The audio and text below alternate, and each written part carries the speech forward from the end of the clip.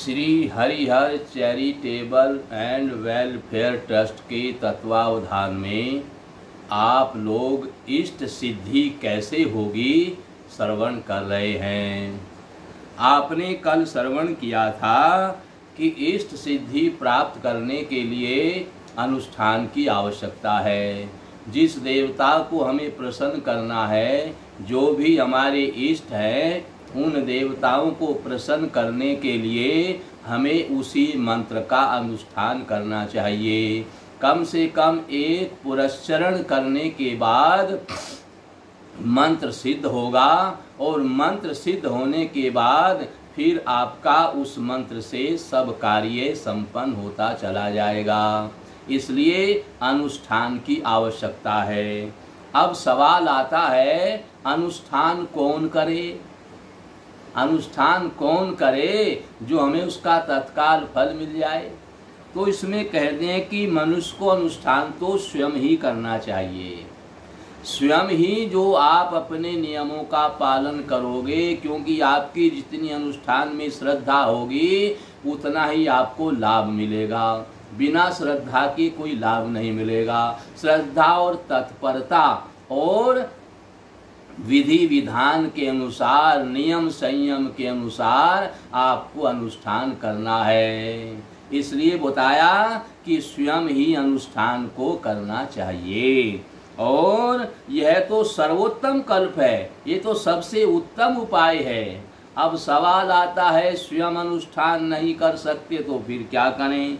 तो यदि श्री गुरुदेव की कृपा से अनुष्ठान हो जाए, श्री गुरुदेव अनुष्ठान कर दें, क्योंकि गुरुदेव को शिष्य के प्रति जो श्रद्धा होती है, गुरुदेव जो शिष्य का कार्य करना चाहते हैं, जैसे माता पिता अपने पुत्रों के लिए ही सब निछावर कर देते हैं, ऐसे गुरुदेव भी अपने शिष्य के लिए सब कुछ निछावर कर देते हैं। तो गुरुदेव के द्वारा अनुष्ठान होना चाहिए। तब तो पूछना ही क्या है? अगर गुरुदेव अनुष्ठान कर दे फिर तो कुछ पूछना ही नहीं है, उससे उत्तम कुछ है ही नहीं।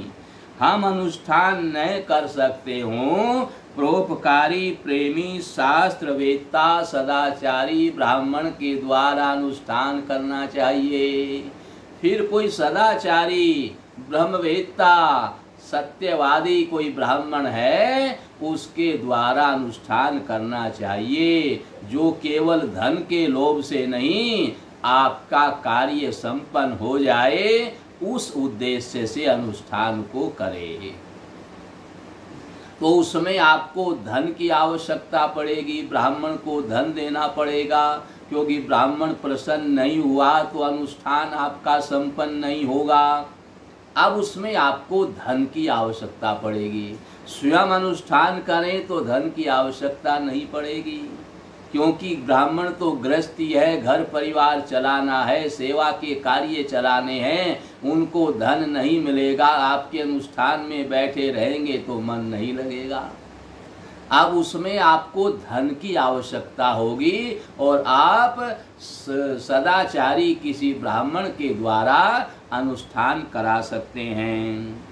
कहीं कहीं अपनी धर्म पत्नी से भी अनुष्ठान करने की आज्ञा दी है। अपनी धर्म पत्नी के द्वारा आपके पास समय नहीं है, आप नहीं कर पा रहे हैं, तो अपनी धर्म पत्नी के द्वारा अनुष्ठान कराने की आज्ञा दी है।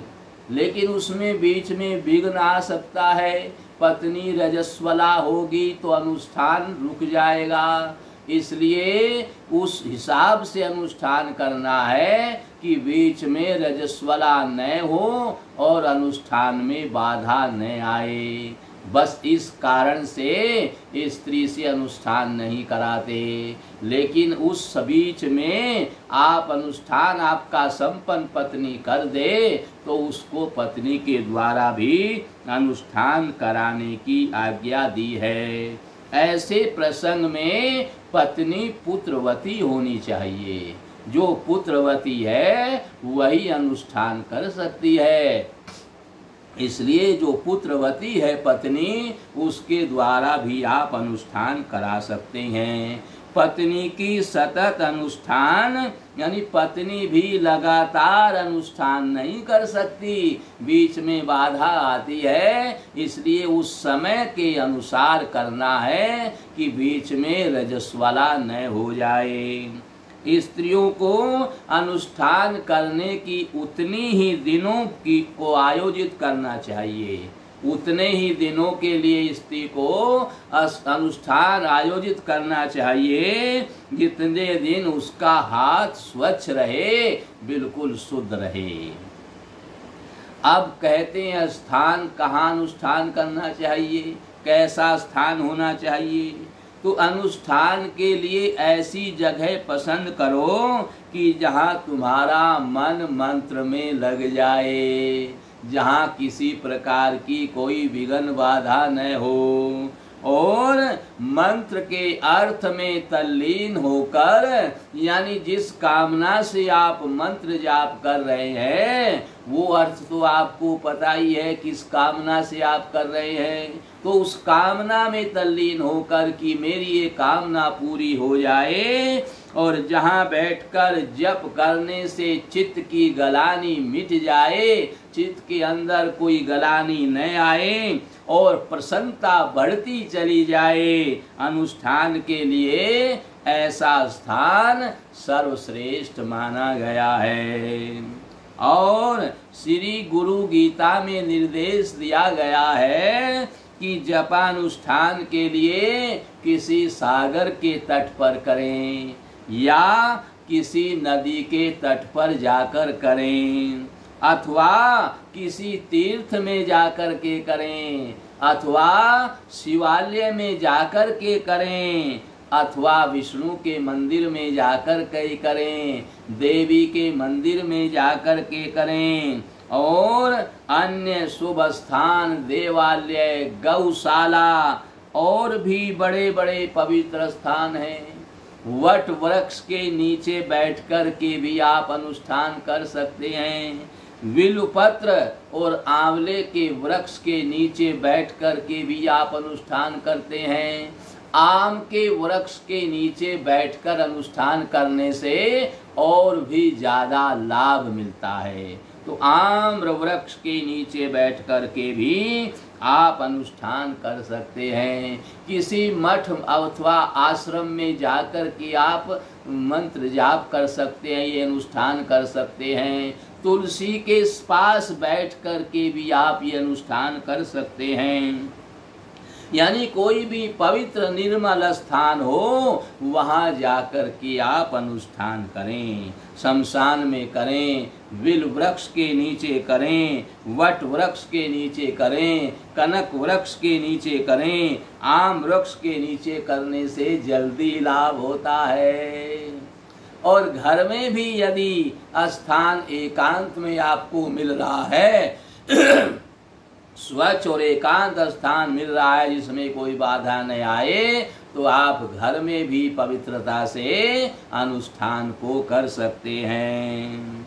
अनुष्ठान के लिए ऐसी जगह पसंद मत करो जहां आप भयभीत होते रहो, प्राकृतिक घटनाओं से विक्षिप्त होते रहो, हिंसक प्राणियों से डरते रहो, तथा जहाँ के लोग अनुष्ठान के विरोधी हों। आसपास के लोग कई होते हैं ना, अनुष्ठान के विरोधी रहते हैं, ये रोज गड़बड़ करते रहें, अरे आप यहाँ क्या कर रहे हो, रोज की रोज ये क्या होता है, क्या हो रहा है यहाँ, इस प्रकार से कोई विघ्न न आता हो। और मन में विरोधियों के विरोध का चिंतन नहीं होना चाहिए, क्योंकि आप मंत्र जाप करते समय जहाँ ध्यान करेंगे, जिसका चिंतन करेंगे, आधा फल वहाँ भी चला जाएगा। इसलिए उस समय मन में किसी भी विरोधी का चिंतन नहीं करना चाहिए। केवल ध्यान में मग्न हो करके, अपने इष्ट देव के ध्यान में मग्न हो करके मंत्र जाप करना चाहिए। इस प्रकार से अनुष्ठान करना चाहिए। शत्रुओं का चिंतन होगा और भय होगा तो मंत्र में मन नहीं लगेगा। जहाँ चोर डाकू आदि का भय न हो, सांप बिच्छू आदि का भय न हो, वहाँ अनुष्ठान नहीं करना चाहिए। इसलिए स्थान पवित्र, सुंदर और निर्मल होना चाहिए, जहाँ पर किसी प्रकार का कोई भय न हो, किसी प्रकार का कोई विघ्न न हो, जहाँ विरोधी न हो, विरोधियों का चिंतन न हो। इस प्रकार से अनुष्ठान करें। उसके बाद में इंद्रियों को खींचकर बहिर्मुख कर दें। ऐसे वातावरण में अनुष्ठान सफल नहीं होता।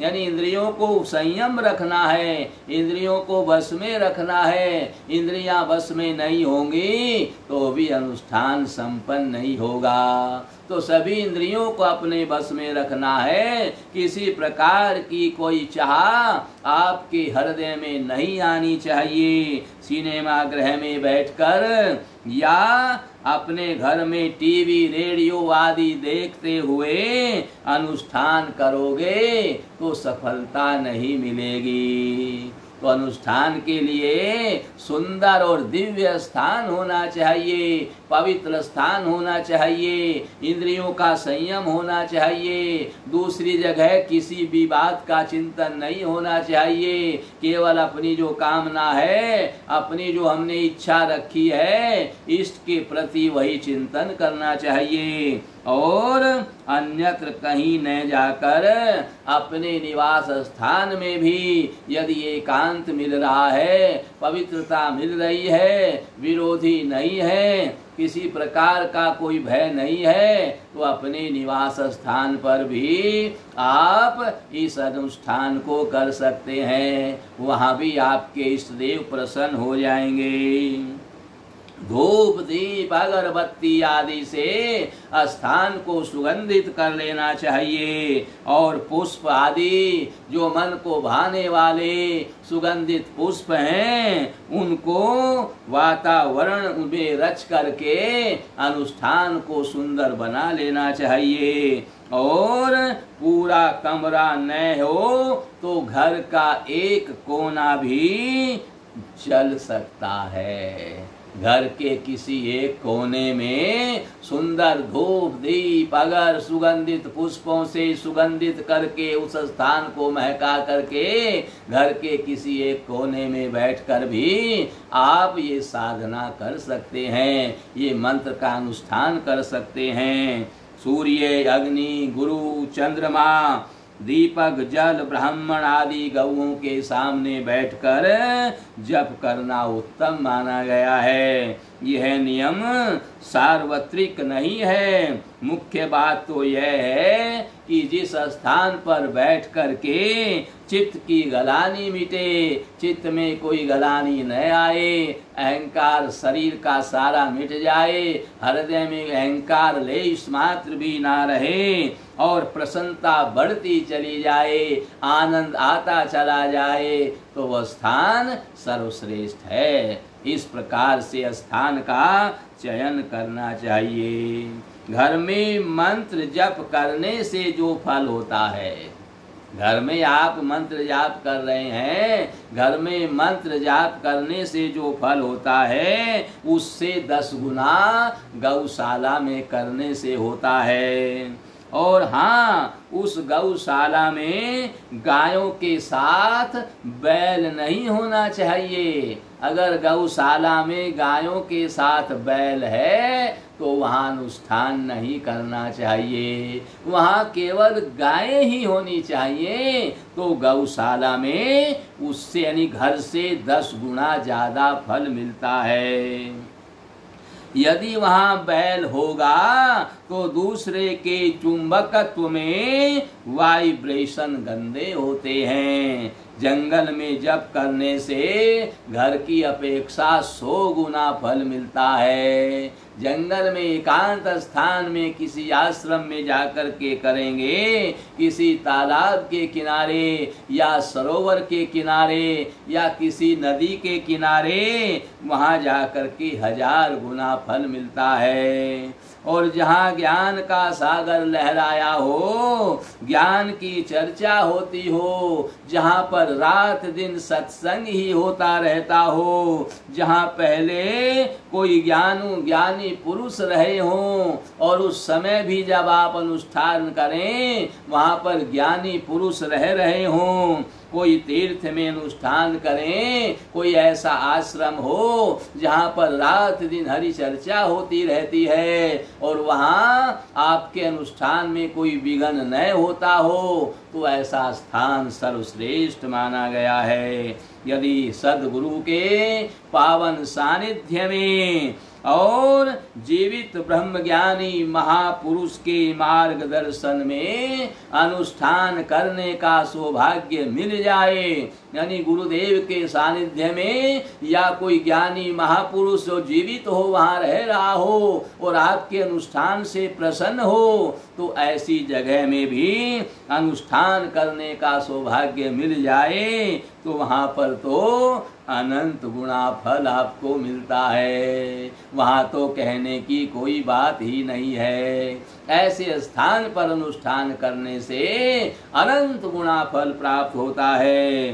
ध्यान जप आदि साधना के लिए आसन कैसा होना चाहिए? जब तक आसन सिद्ध नहीं होगा तब तक अनुष्ठान कैसे संभव होगा? तो अब आसन की बात आती है। आसन यथोचित आसन होना चाहिए, ये अति आवश्यक है। जप करने से हमारे शरीर में जो विद्युत शक्ति पैदा होती है उसको ये जमीन खींच लेती है, जिससे हमारे पास कुछ नहीं बचता। तो विद्युत शक्ति हमारे शरीर में ही मौजूद रहे, इसलिए आसन होना जरूरी है। और आध्यात्मिक उत्थान में यह शक्ति बड़ी महत्वपूर्ण है। यह शक्ति न निकल जाए, क्योंकि शक्ति जब नहीं होगी तो फिर काम कैसे होगा? काम तो शक्ति करती है। जब 80-90 साल के हो जाते हैं तो भगवान तो उसके हृदय में है, क्योंकि जीवित है, लेकिन क्या कहता है? अब शक्ति नहीं है।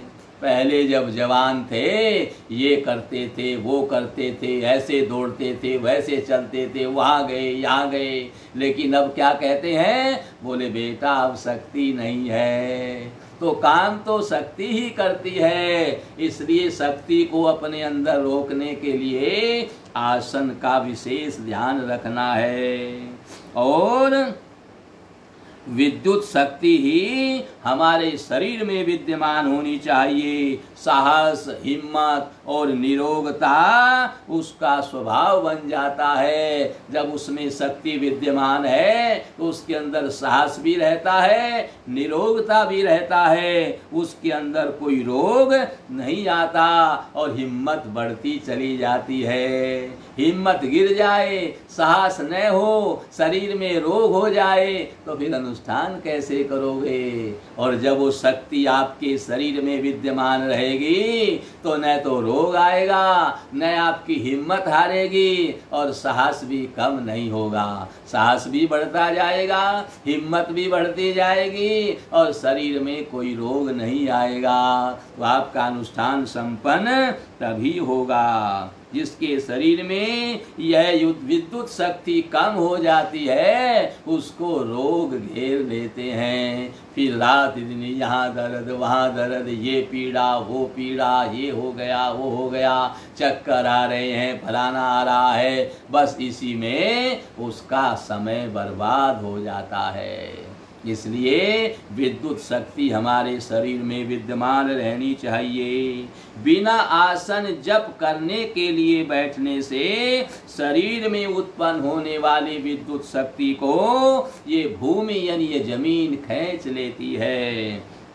अतः इस विद्युत शक्ति के संरक्षण के लिए हमें उचित आसन पर बैठना चाहिए। उचित आसन पर बैठना है। यह आसन विद्युत का आह्वाक यानी होना जरूरी है।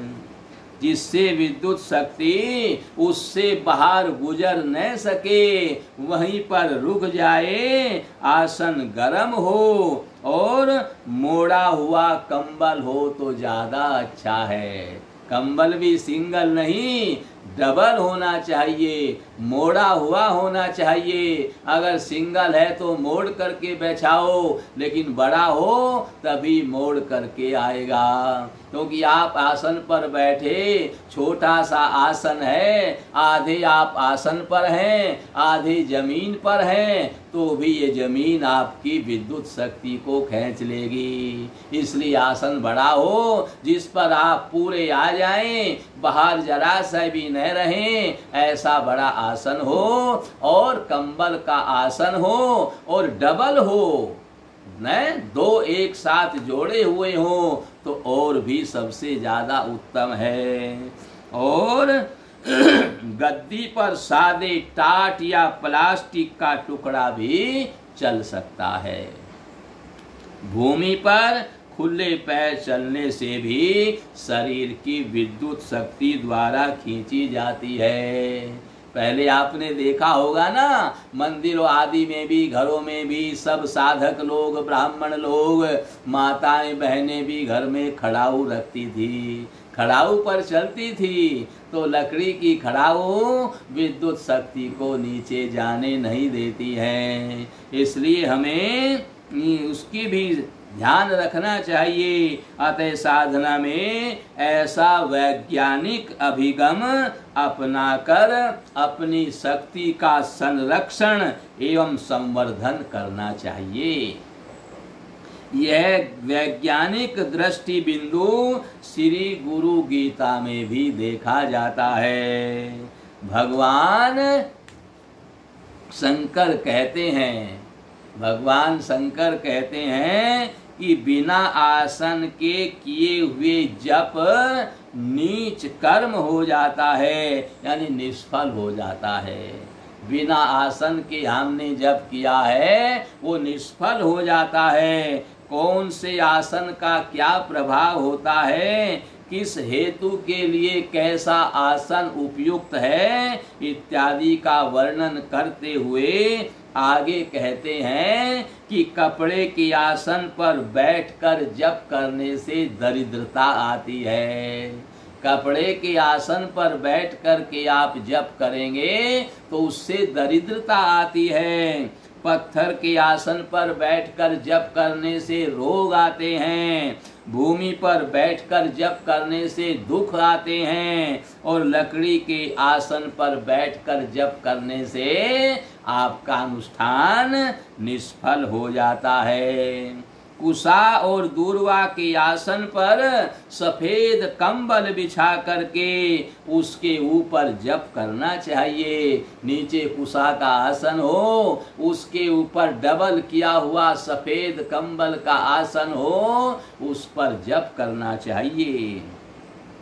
काले मृग चर्म अथवा दर्भासन पर बैठकर करने से भी ज्ञान सिद्धि होती है। व्याघ्र चर्म के आसन पर बैठकर जप करने से मुक्ति प्राप्त होती है।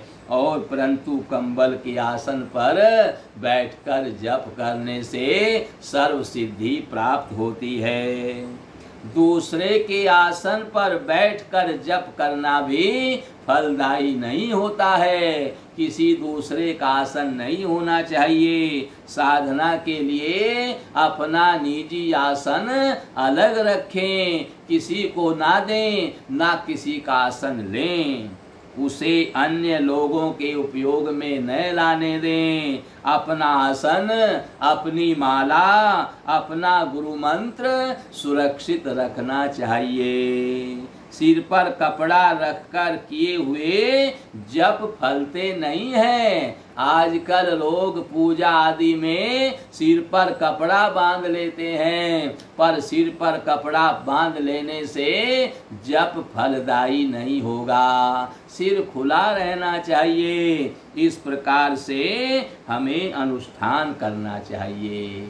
उसके बाद कल आपको बताया जाएगा। अनुष्ठान में आसन तो आपको बता दिया, फिर किस अवस्था में बैठना चाहिए ये आपको कल बताया जाएगा। अब यहीं पर सत्संग का विश्राम है। नारायण नारायण नारायण।